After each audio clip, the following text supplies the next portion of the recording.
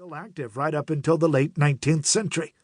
With the development of the colonies in the New World, the role of Marshal appeared once again, only this time it was known as the High Marshal, and it was his job to guard prisoners and maintain discipline in the courts. In the 1600s, the office and title of sheriff appeared in America, and it began to take over the role of the High Marshal. Slowly, the title of High Marshal disappeared, but in the southern states, the title Colonial Marshal was retained right up until the War of Independence. The title of sheriff comes from the Old English word Sir Jarifa, derived from Sir, meaning shire, but now more commonly known as county, and Jarifa, reeve, or senior official. In the early years of colonial America, the only laws were those that were created by the churches or elders of towns. The British, who still had some semblance of control, tried to impose the same laws they adhered to in Britain.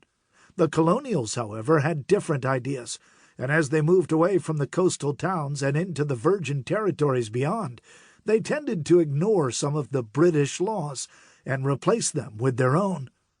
The laws that many have applied in a civilized Britain most certainly didn't apply in the wilderness of the Americas. Among the laws they tended to ignore were those that forbade trading guns and liquor with the Indians. The colonists decided only to obey the laws that did not interfere with their chance of surviving, making a profit, or with their consciences. With lawlessness increasing, groups of vigilantes sprang up, and one of the first of these was the South Carolina Regulators, who operated between 1767 and 1769. They enforced the law in the territories where there were no courts or law, and although they usually kept within a semblance of the law, there was a propensity toward violence under the umbrella of justice.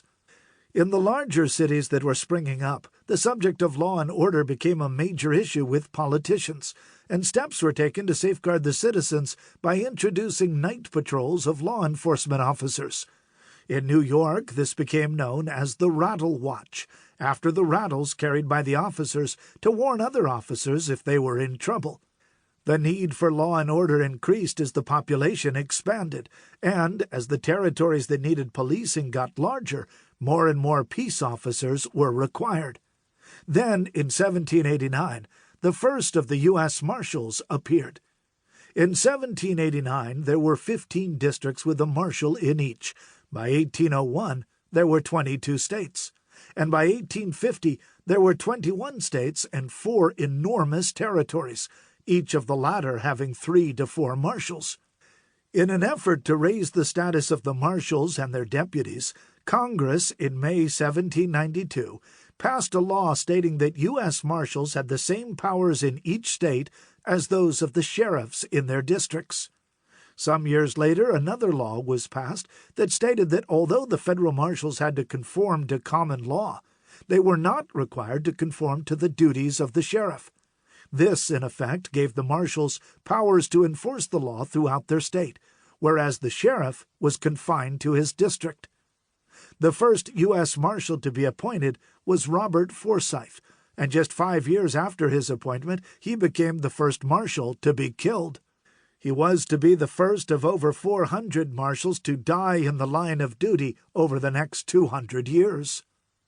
The U.S. Marshals came under the control of the Secretary of State from 1789 to 1853, and after that they were passed to the office of the Attorney General.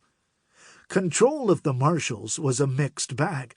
The President of the United States, with consent of the Senate, appointed them subject to a 4-year term of office, which was renewable at the discretion of the new or returning president.